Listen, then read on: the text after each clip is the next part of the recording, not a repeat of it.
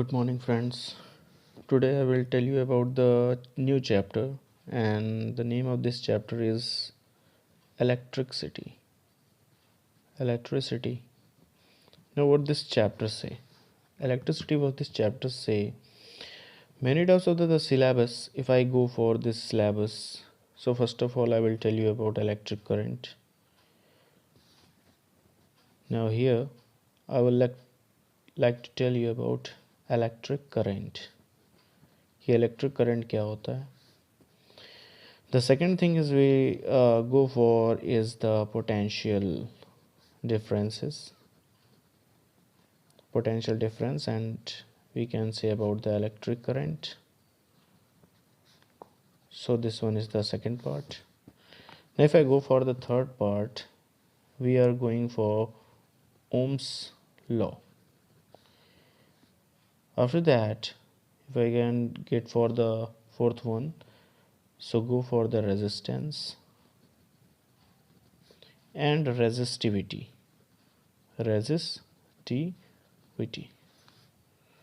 Not so long, इससे ज़्यादा होने की ज़रूरत नहीं है.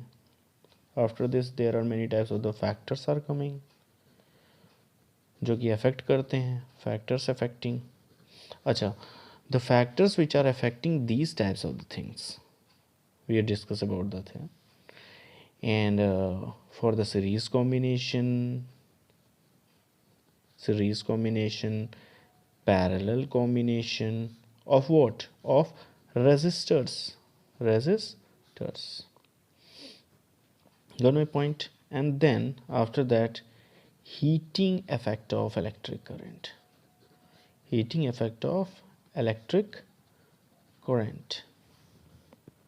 And its daily uses.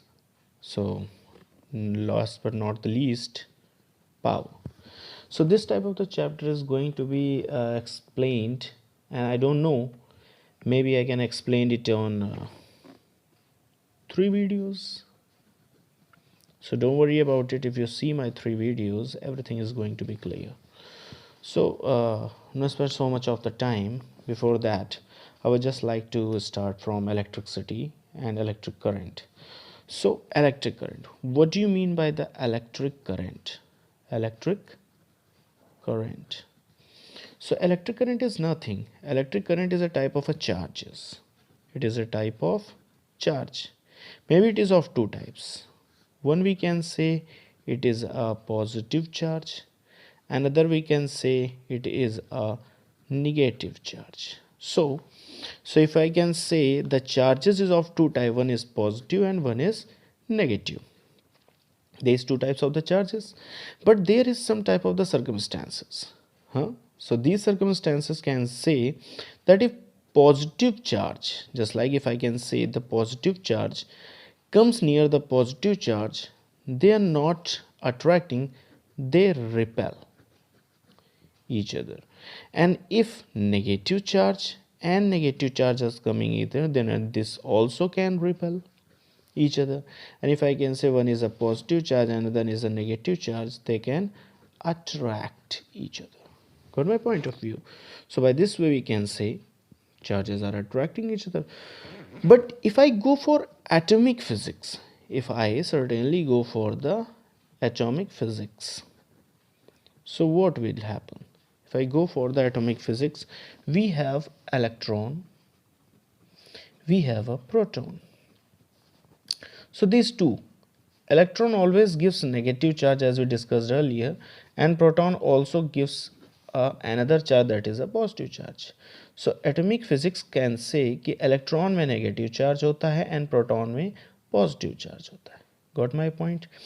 Positive एक दूसरे को रिपेल करते हैं, नेगेटिव एक दूसरे को रिपेल करते हैं, एंड पॉजिटिव एंड नेगेटिव एक दूसरे को अट्रैक्ट करते हैं. अकॉर्डिंग टू दिस सर्कमस्टेंसेस, तो लाइक चार्जेस जैसे कि सेम होते हैं. लाइक चार्जेस क्या करते हैं? Repel each other. And unlike charges attract each other. Got my point of view? So this is the thing. Now what are the charge of electron? The charge of electron is 1.6 into 10 to the power minus 19 coulomb. If it is electron, it is in negative. If it is a proton, then it is in positive. Clear? but the charge is 1.6 into 10 की power minus 19 coulomb of the charge. So this is the way how can you find out the charges. Now the next thing we go for the system is what is a charge of any of the matter. So we are not going to that. What is the charge of any of the matter? Like as example, if any of the matter consists of a charge, the charge can only be happening if they have a free electrons. And we don't know कि हमको नहीं पता ना कि कितने free electrons उसमें होते हैं. सो अगर कोई भी मटेरियल है, if any type of the material is there, then there are free electrons are going to be there. तो फ्री इलेक्ट्रॉन्स क्या होते हैं? जो उसमें प्रेजेंट होते हैं, और वही फ्री इलेक्ट्रॉन्स फ्लो करेंगे, because the free electrons has only the capacity to flow from one place to another. So इस तौर पे मैं कहूँगा कि the charges is always represented as Q. And if we can say for any, the electrons are present in that any type of the metal. Means just like as example, if I can say कि कोई एक material है, इसमें electrons हैं free.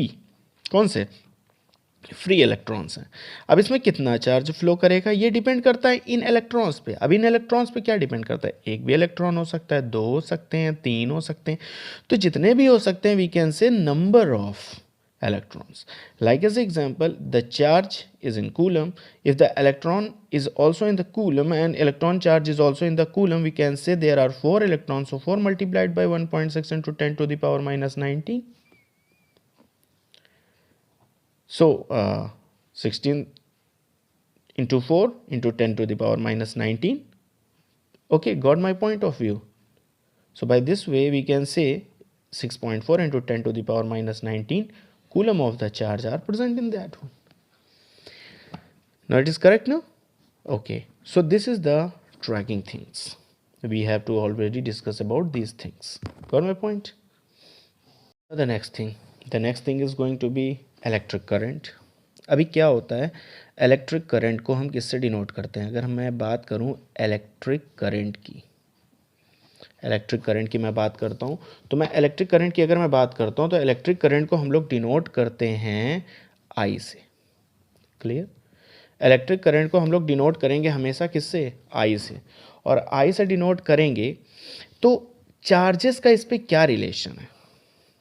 Example, charges का क्या relation? तो मैं आपको एक चीज़ समझाता हूँ कि मान लो there is a any type of a wire, this is a type of a wire, and it consists of the charge q. So q can travel, I don't know the amount, but it travel from this place A to place B in 1 second, of the time. So the number of charge travel in 1 second of time is called as electric current. So we can say I is the number of charges travel in time t. Okay, so I is equal to q by t. We can say the strength of any electric current in a conductor is the amount of electric charges which is passing through a given point of a conductor in 1 second. Clear? So if I say the I, though SI unit, the SI unit of I, the SI unit of I is ampere. The charges is also in coulomb, and if I say for the time, it is in second. Got my point of view? So if I can say the, what do you mean by the I? So I is the coulomb per second. Coulomb per second, or you can say it is ampere also. Both the things are going to be say. तो अभी तक हम लोगों ने क्या सीखा? अभी तक हम लोगों ने सीखा था कि चार्जेस क्या होते हैं, पॉजिटिव और नेगेटिव होते हैं. पॉजिटिव चार्जेस जो लाइक चार्जेस होते हैं वो एक दूसरे को रिपेल करते हैं, अनलाइक चार्जेस एक दूसरे को अट्रैक्ट करते हैं. चार्जेस इलेक्ट्रॉन का क्या होता है? चार्ज इलेक्ट्रॉन का कूलम में नापा जाता है, और कूलम में क्या होता है charge? 1.6 into 10 to the power minus 19. Same in plus amount means in opposite charge जैसे इन प्रोटॉन. सो अगर मैं आगे इलेक्ट्रॉन की बात करूँ तो क्या होता है चार्ज. तो चार्ज क्या होता है, चार्ज डिपेंड करता है नंबर ऑफ फ्री इलेक्ट्रॉन्स पे. अब फ्री इलेक्ट्रॉन्स क्या होते हैं, वो इलेक्ट्रॉन जो बंधे हुए ना हो, वो electron that their octet is not going to be complete, they are not going to be link with any other one. ठीक है, तो उस हिसाब से Q is equal to number of electrons. Clear? Q is equal to number of electrons, and Q, just like I said, this is the example, this one is the example for you. Clear? Now electric current we denote as I. The amount of the charge is flowing in 1 second in any type of the wire is called as its electric current, and electric current SI unit is ampere, charge SI unit is coulomb, and time is equal to in second. So I is equal to coulomb upon second, or you can say in other words the SI unit of current is ampere. Got my point of view? And that is the also thing कि current को किससे नापा जाता है, means how can we calculate the current. Any instrument is there. Yes, the instrument is called as a meter. A meter is the instrument which we can say that we have to calculate the current.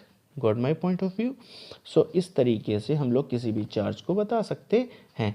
अब direction क्या होता है, तो देखो direction की बात अगर मैं करूं थोड़ी देर के लिए, तो डायरेक्शन की बात इस तरीके से होती है कि अगर किसी चीज़ में नेगेटिव अमाउंट ज़्यादा है, किसी चीज़ में नेगेटिव अमाउंट ज़्यादा है, इसको एक बार में मैं समझाऊंगा. अगर किसी भी चीज़ में नेगेटिव अमाउंट ज़्यादा है यानी कि उसमें नंबर ऑफ इलेक्ट्रॉन्स ज़्यादा है. यानी कि किसी भी चीज़ में अगर नेगेटिव अमाउंट ज़्यादा है तो उसमें नंबर ऑफ इलेक्ट्रॉन्स ज़्यादा हैं. ठीक है, अब बात आती है कि जो हमारे इलेक्ट्रॉन्स होते हैं वो कहाँ से कहाँ जा रहे हैं, कहाँ से कहाँ जाएंगे. तो इलेक्ट्रॉन्स जाएंगे नेगेटिव से पॉजिटिव की तरफ. कौन जाएगा, इलेक्ट्रॉन्स. जैसे जैसे ये नेगेटिव होते जाएंगे वैसे वैसे पीछे की पॉजिटिविटी बढ़ती जाएगी. अब जब इलेक्ट्रॉन्स, क्योंकि यहाँ पे ज़्यादा थे इलेक्ट्रॉन, यहाँ पे इलेक्ट्रॉन नहीं है, यहाँ पे इलेक्ट्रॉन आएंगे और फ्लो केवल कौन होते हैं, इलेक्ट्रॉन्स होते हैं. तो नेगेटिव जो पॉजिटिव की तरफ जाएंगे. तो जो चार्ज होता है वो जस्ट इलेक्ट्रॉन के अपोजिट होता है. जस्ट इलेक्ट्रॉन की क्या होगा, अपोजिट होगा. और चार्ज डायरेक्टली प्रोपोर्शनल किसके होता है, आई के, जो कि मैंने आपको ऑलरेडी बताया हुआ है. तो चार्ज अगर आई के डायरेक्टली प्रोपोर्शनल, तो करंट भी इलेक्ट्रॉन के अपोजिट फ्लो करेगा. यानी कि अगर मैं कहूँ इलेक्ट्रॉन इधर जा रहा है तो दूसरी तरफ अगर मैं कहूँगा तो आई जो है दूसरी तरफ जाएगा. या फिर मैं कहूँ चार्ज, तो चार्ज भी दूसरी तरफ जाएगा. ठीक है, आई होप सो कि इससे आप लोगों के कन्फ्यूज़न क्लियर हो गए होंगे. नाउ इसी पे ही होता है कि क्या, एक होता है कंडक्टर. कंडक्टर का काम क्या होता है, जो कंडक्ट करता है इलेक्ट्रिसिटी को. मोस्टली इसमें से मेटल्स आते हैं. और एक होता है इंसुलेटर. वो इंसुलेटर का क्या काम होता है, जो कंडक्ट नहीं करता, यानी कि ये हो जाता है बैड कंडक्टर. ठीक है, और एक तीसरा क्या होता है, तीसरा होता है सेमी कंडक्टर. तो सेमी कंडक्टर का क्या काम होता है, जो कभी कभी कंट्रोल भी करता है और आधा कंट्रोल नहीं करता. मतलब इसमें half amount of electric charges यानी कि नंबर ऑफ फ्री इलेक्ट्रॉन्स बहुत ज़्यादा नहीं होते. So this is the term and condition of electric current. अब बात आती है इलेक्ट्रिक चार्जेस वर्क कैसे करते हैं. जैसे मान लीजिए कि एक कोई वायर का ये मैग्नीफाइड पार्ट है. अब जाहिर सी बात है उसमें पॉजिटिव चार्ज तो होंगे ही होंगे, पॉजिटिव चार्ज होंगे ही होंगे. ठीक है, अगर उसमें पॉजिटिव चार्ज थे भी, means this wire consists of a positive charge. Also the negative charge are also there. So if I can say the negative charge are also there. These are the negative charges. Now they don't have any motion. They are free to move. They are free to move. That's why they are called as free electrons. क्या कहे जाते हैं, free electrons कहे जाते हैं. So ये move कर नहीं रहे हैं, अभी कहीं नहीं कर रहे हैं कुछ भी. Now what will be happen in the next part of the set, in the next part of the set, I connected this wire to any type of the battery or any type of the cell. I connected this part to any type of the cell. अभी होगा क्या, अभी होगा क्या कि जो electrons होंगे वो नेगेटिव टू पॉजिटिव फ्लो करते हैं. सही है ना. अब जस्ट एज एग्जांपल जब मैंने इसको कंबाइंड कर दिया तो जो पॉजिटिव पार्ट है वो अपने ही जगह पर है, ठीक है। फ्लो करे या ना करे वो उसकी मर्ज़ी। क्यों? क्योंकि वो इलेक्ट्रॉन पे डिपेंड होता है। इलेक्ट्रॉन जिधर फ्लो करेंगे उसके अपोजिट ही पॉजिटिव चार्ज रहेगा। अब इलेक्ट्रॉन्स का काम होना शुरू हो गया, क्योंकि वो नेगेटिव पार्ट इधर है तो नेगेटिव से पॉजिटिव की तरफ हो जाएगा। तो सारे के सारे जितने इलेक्ट्रॉन्स थे वो किधर चले जा रहे हैं? वो सारे के सारे इलेक्ट्रॉन जो कि फ्री थे, अब वो सारे के सारे इस तरफ जाएंगे, बिकॉज अब उनमें मोशन आ गया। क्लियर? सो ये काम होता है एक्चुअल में किसी भी सेल का, कि वो जब इलेक्ट्रिक करंट पास उससे होता है तो डायरेक्शन ऑफ द करंट यहाँ पे है। डायरेक्शन ऑफ द करंट में अगर मैं कहूँ तो क्यू इधर जा रहा है और इलेक्ट्रॉन्स इस साइड जा रहे हैं, ठीक है। इलेक्ट्रॉन्स इस साइड जा रहे हैं। अब आप आई थिंक कंफ्यूज नहीं हो गए अब आप। ना इलेक्ट्रिक पोटेंशियल भी समझ लो। अब नेक्स्ट पार्ट जो आपका आ रहा है इलेक्ट्रिक पोटेंशियल, शॉर्ट वीडियोस में मैं समझा रहा हूँ आप लोगों को, हालांकि लोग इस पे बैठ के पूरी बात करेंगे, इतना मौका किसके पास है, ठीक। तो lots of YouTube videos are going to be with you. ये लाइक शेयर सब्सक्राइब वाला एजेंडा मेरे पास नहीं है। It's just a video to for you to understood about this chapter, that's why I am not giving whole much time in this.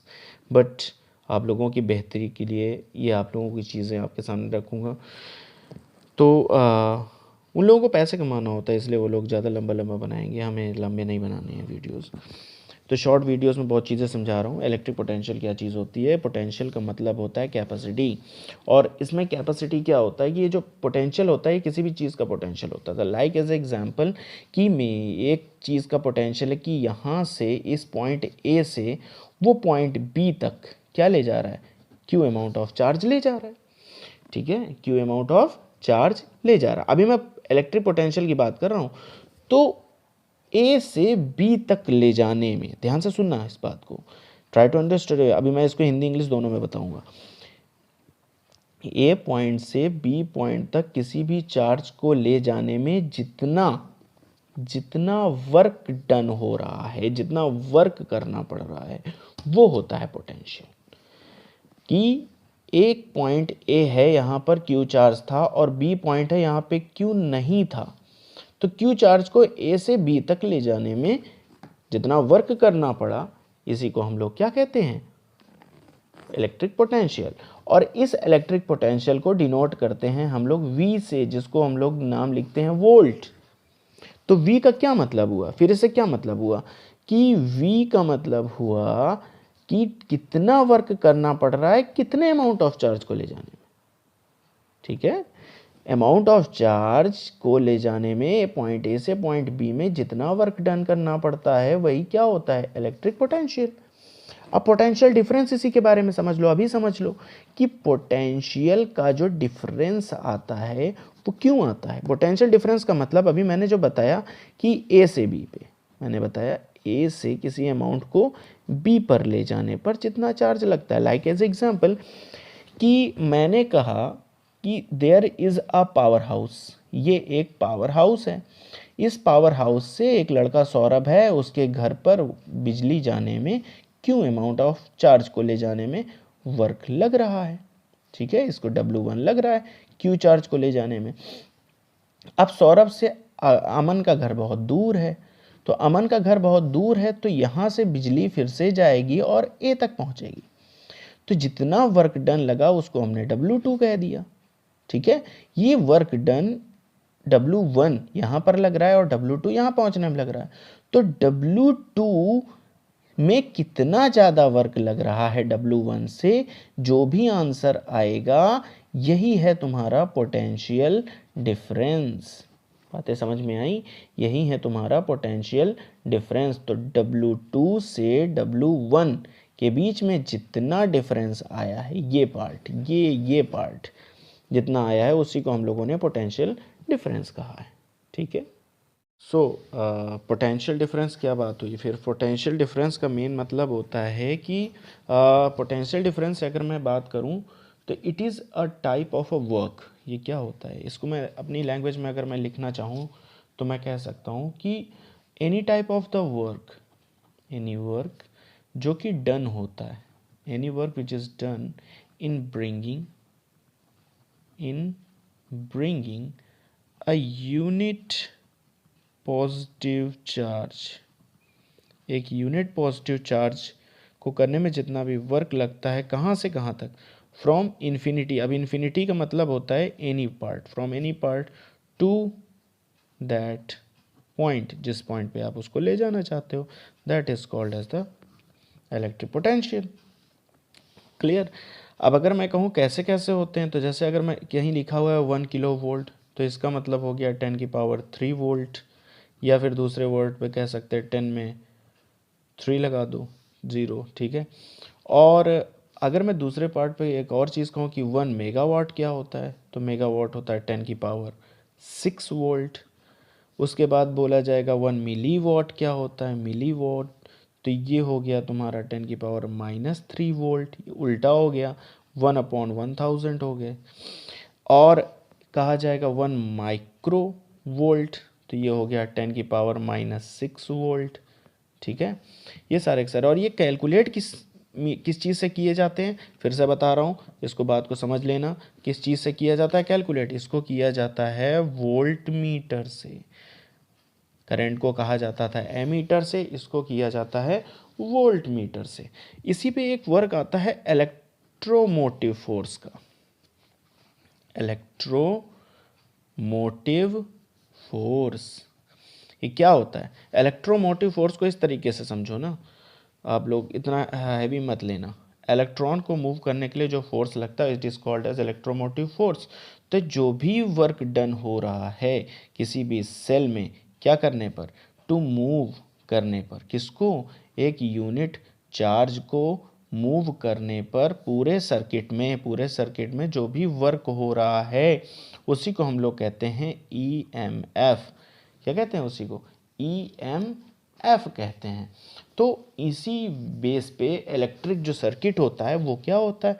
Electric circuit एक ऐसा circuit होता है जिसमें कोई भी चीज़, सारी चीज़ें सर्किट से बताई जाती हैं कि that electric circuit consist of a combination of many electric appliances. हाँ, तो एग्जांपल के तौर पे मैं कहूँ कि किसी सेल को, तो सेल को रिप्रेजेंट किया जाता है, आपने अभी देखा ही होगा, एक तरफ प्लस एक तरफ माइनस, ठीक है, लाइक इधर माइनस इधर प्लस, ठीक है। प्लस हमेशा बड़ा वाला होता है और छोटा वाला माइनस होता है। दूसरा अगर मैं कहूँ तो किसी बैटरी को कहूँ, तो what is battery? Battery means anything, आप नेगेटिव रख लो, फिर पॉजिटिव रख लो, फिर नेगेटिव रख लो, सॉरी, फिर नेगेटिव रख लो, फिर पॉजिटिव रख लो, फिर नेगेटिव रख लो, फिर पॉजिटिव रख लो। जितने भी कॉम्बिनेशन ऑफ द सेल होते हैं उनको हम लोग क्या कहते हैं? बैटरी कहते हैं। तीसरे बात पे वायर को क्या कहते हैं? जो कनेक्ट किया जाता है, कनेक्टिंग वायर। तो कनेक्टिंग वायर को आप सीधी लाइन से रिप्रेजेंट कर सकते हो, ठीक है। एक फिक्स्ड रेजिस्टेंस को क्या कहते हैं? फिक्स्ड रेजिस्टेंस क्या होता है? एक छोटा सा, इसको ऐसे ऐसे ऐसे ऐसे ऐसे स्क्रम्पल कर दो, जैसे ड्रैगन का जो पीठ नहीं होती उसी तरह की। और अगर इसी में हम कहें कि रिजोस्टैट भी एक तरह का रजिस्टर ही होता है, तो वेरिएबल, लेकिन उसमें हम घटा बढ़ा सकते हैं, इसलिए उसको हम लोग रिप्रेजेंट कुछ ऐसे करते हैं कि इस पॉइंट को हम जहाँ भी लगाएंगे उतना ही रेजिस्टेंस लगेगा उसमें, ठीक है। वायर जॉइंट को क्या कहते हैं? जैसे वायर अगर हो गया जॉइंट, तो वायर जॉइंट को हम कुछ इस तरीके से रिप्रेजेंट करें कि यहाँ से ये जॉइंट है, ठीक। और उसके बाद वायर क्रॉस अगर हो रहा है, जॉइंट नहीं हो रहा, तो जॉइंट नहीं हो रहा, तो वायर अगर क्रॉस हो रहा तो उसको यूँ क्रॉस करा दो, यूँ इस तरह से क्रॉस करा दो, ठीक है। ओपन स्विच को हम क्या कहेंगे? ओपन स्विच है तो उसको हम लोग क्या कहेंगे? ऐसे करके, और ये ओपन हो गया। और क्लोज स्विच को क्या कहेंगे? जो क्लोज करना है तो वो स्विच हो गया ऐसे। कई कई जगह पर जानते हो ये ओपन स्विच ऐसे ही रहता है, और इसको क्लोज करने के लिए यूं बीच में बिंदी लगा देते हैं। गैल्वेनोमीटर को कैसे रिप्रेजेंट किया जाता है? देखो, ये रहेगा, एक छोटी सी सुई रहेगी और इसमें जी लिखा होगा, छोटी सी सुई रहेगी और उसमें जी लिखा होगा। एमीटर को कैसे रिप्रेजेंट करोगे? फिर से वही बात, यहाँ पे आया, इसको ऐसे किया, यहाँ पे एक छोटी सी सुई है और फिर यहाँ पे एमीटर। उसके बाद अगर मैं वोल्ट मीटर की बात करूँ तो सेम कंडीशन, ये छोटी सी सुई है, नीचे वी लिखा होगा। Got my point of view? तो हमें लगता है ये समझ में आ गया आप लोगों को, बहुत अच्छे तरीके से समझ में आ गया, ठीक है। चलिए अब चलते हैं अपने सबसे चहीते पार्ट पे, जिसको हम लोग कहते हैं ओम्स लॉ। क्या कहते हैं? ओम्स लॉ कहते हैं। अब ये ओम्स लॉ है किस चिड़िया का नाम? तो ओम्स लॉ हमसे कहता है कि if at any type of the law, इन्होंने क्या किया था, एक तो सबसे पहली बात मैं स्टार्टिंग से बता देता हूँ, आप लोग को ईजिली हो जाएगा कि ओम्स जो साइंटिस्ट थे उन्होंने 1826 में इसको सब डिराइव किया था। उन्होंने कहा था किसी भी कांस्टेंट टेम्परेचर पे, कोई भी ऐसा कांस्टेंट टेम्परेचर होगा, कांस्टेंट टेम्परेचर होगा, उस कांस्टेंट टेम्परेचर पे जो करंट फ्लो हो रहा है, क्या हो रहा है, करंट फ्लो जो हो रहा है किसी भी कंडक्टर पे, इन अ कंडक्टर, किसी भी कंडक्टर पे, वो क्या होता है, इज डायरेक्टली प्रोपोर्शनल। डायरेक्टली क्या होता है, डायरेक्टली प्रोपोर्शनल होता है किससे, पोटेंशियल डिफरेंस से। किससे, पोटेंशियल डिफरेंस से। डिफरेंस से किस पे, जो कि अप्लाई किया जा रहा है, जो कि अप्लाइड किया जा रहा है उनके अक्रॉस इट्स इंड्स, उनके इंड से क्रॉस हो क्या किया जा रहा है, अप्लाइड किया जाता है। तो इनके हिसाब से जो वोल्टेज है, यानी कि वोल्टेज है वो डायरेक्टली प्रोपोर्शनल है करंट से। इसीलिए इसको हटाने के लिए इन्होंने क्या कर दिया, V की जगह यहाँ पर रख दिया इज इक्वल टू आई के साथ आर आई रख दिया, यानी कि ये है रेजिस्टेंस और ये है करंट। इस प्रोपोर्शनल को हटाने के लिए आर रख दिया। तो उस हिसाब से अगर मैं इस आई को नीचे भेजता हूँ तो आर इज इक्वल टू हो गया V अपॉन आई, जहाँ पर यह आर पूरी तरीके से क्या है, कांस्टेंट है। ठीक है, अब इसी के अकॉर्डिंग सारा का सारा काम होता रहता है। जैसे मुझको किसी 3 जगह का आर निकालना है तो आर इज इक्वल टू पहला हो गया V I upon I one, V one upon I one is equal to V two upon I two is equal to V three upon I three.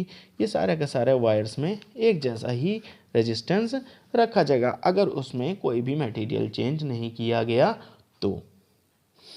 अच्छा, अब रही बात इसकी, तो इस वोल्टेज को तो आप जानते ही हो कि वोल्टेज को वोल्ट्स में किया जाता है, इसको एम्पियर में किया जाता है। रेजिस्टेंस को क्या किया जाता है, तो रेजिस्टेंस की जो एसआई यूनिट होती है वो होती है ओम। क्या होती है, ओम। और इसको रिप्रेजेंट यूं किया जाता है, बड़ा सा साइन, ये है ओम, इसी से रिप्रेजेंट किया जाता है। ठीक है, तो this type of the sign indicates ohm. Clear. So if I can say about this, तो रेजिस्टेंस एक्चुअल में क्या चीज़ है, कोई भी वायर में अगर करंट चल रहा है आई, तो इसको रोकने के लिए जो भी इसमें हरकत लगती है वो सारी की सारी क्या है, उसकी रेजिस्टेंस है। किसकी, वायर की रेजिस्टेंस है। अब ये रेजिस्टेंस कुछ फैक्टर्स पर भी डिपेंड करता है, जैसे अगर वायर की लेंथ बढ़ा दोगे तो रेजिस्टेंस बढ़ जाएगा। वायर की क्या बढ़ा दोगे, लेंथ। अगर वायर का एरिया बढ़ा दोगे तो रेजिस्टेंस घट जाएगा। अब आप सोचोगे सर ये क्या भला है, देखो आपको ये पता है कि आप अपने घर में जब बिजली लाते हो तो जितनी दूर से लाओगे आपका वायर उतना ज़्यादा हो जाएगा और आपके घर में बिजली कैसी आएगी, बिल्कुल लो आएगी। ठीक है, एरिया में कुछ ऐसा हो जाता है कि जैसे जो क्रॉस सेक्शन होता है, जैसे ये है वायर, अब इस वायर को आपने फैला दिया तो जो पॉजिटिव चार्जेस हैं इनकी बीच में जगह बढ़ गई। अब जगह बढ़ गई तो करंट जाएगा नहीं, पास होगी। अगर इसी को सिकोड़ दो तो एक दूसरे से लड़ेंगे नहीं, ये सब जो भी करंट आएगा वो सारे का सारा पॉजिटिव चार्ज से लड़ेगा नहीं, तो लड़ेगा तो फिर उसको जाने में दिक्कत होगी पतले वायर में। और जो मोटे वायर हो गए हैं उसमें एक रेजिस्टेंस क्या हो जाता है, कम हो जाता है, क्योंकि इसमें बीच में एरिया बढ़ जाता है। अब एरिया बढ़ने से उसके बीच का डिफरेंस कम हो जाता है। ठीक है, तो ये हो गई तुम्हारी किसमें, ये हो गई बात तुम्हारी of any area of the cross section. अब नेचर ऑफ मटेरियल पे भी डिपेंड करता है। अब जितने ज़्यादा फ्री इलेक्ट्रॉन्स होंगे, सब में फ्री इलेक्ट्रॉन्स एक जैसे थोड़े ना होते। तो जैसे एग्जांपल कि सिल्वर, तो सिल्वर ज़्यादा अच्छा है, कॉपर उससे कम अच्छा है, इससे लो है, गोल्ड और अच्छा है। ठीक है, तो ये सारी की सारी चीज़ें क्या हैं, ये हैं कि मटेरियल पे भी डिपेंड करता है चीज़ें। आपको जो ज़्यादा, जिसमें ज़्यादा फ्री इलेक्ट्रॉन्स नहीं उसमें रेजिस्टेंस ज़्यादा है, और रेजिस्टेंस ज़्यादा है तो इसका मतलब उसमें करंट ज़्यादा पास नहीं होगा। नहीं तो सारे के सारे घरों में वायर एल्युमिनियम के क्यों लगाए जा रहे हैं, क्यों कॉपर के वायर लगाए जाते हैं, क्यों, क्योंकि because of the free electrons. अब सिल्वर के तो नहीं लगाए जा सकते ना, सिल्वर के लगाए जाएंगे तो पता लगा अगले दिन कोई ले गया। तो दिस इज़ द एग्जाम्पल। ठीक है, तो अगर मैं पूरी बात करूं तो इन दोनों को देखते हुए तुमको ये नहीं लग रहा कि R is directly proportional to length upon area. अब इस पार्ट को हटाने के लिए उन्होंने क्या किया, इन्होंने इस पार्ट को हटाने के लिए इसका रेजिस्टिविटी शो की। ठीक है, इसको हम लोग रो L अपॉन ए कहते हैं, और इसका काम होता है, इसका दूसरा नाम होता है रेजिस्टिविटी। क्या कहते हैं इसको? रेजिस्टिविटी कहते हैं। तो उस हिसाब से अगर मैं देखूं तो resistance is equal two ohm, रो जो तुम्हारा निकाला जाता है, रो इज इक्वल टू हो गया resistance multiplied by area upon length. Clear हो गई पूरी बात?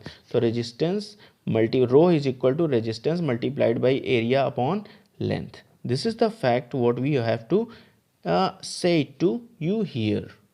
अब आप लोगों के जो नेक्स्ट वीडियो होगा उसमें मैं आप लोगों को सीरीज़ बताऊंगा, पैरेलल बताऊंगा, ठीक है, ये सारी चीज़ें मैं आपको नेक्स्ट वीडियोस में बताऊंगा। So be prepare for my next video. Okay, few topics जो स्लाइड्स में हैं वो इलेक्ट्रिसिटी आप पॉज करके इसको देख सकते हो। जो भी पीपीटी के थ्रू मैंने कुछ चीज़ें हैं वो निकाल के आपको रखी हुई हैं। Principle of electricity, electric field क्या होता है, उसके बाद आपको पोटेंशियल डिफरेंस के बारे में भी पता चल जाएगा, और पोटेंशियल डिफरेंस के बाद इलेक्ट्रिक सर्किट किस हिसाब का होता है, क्लोज कैसा होता है, ओपन कैसा होता है। साथ में इससे रिलेटेड जो डेरिवेटिव्स हैं इलेक्ट्रिक फील्ड या उसकी स्ट्रेंथ के हिसाब से, और फिर जब हम लोगों ने ओम्स लॉ किया था तो ओम्स लॉ का डेरिवेशन, और साथ में उनका जो स्टेटमेंट होता है ओम्स लॉ का वो किस हिसाब से चलता है। So thank you guys, thank you for every. Okay, so like, share and subscribe and share more and more.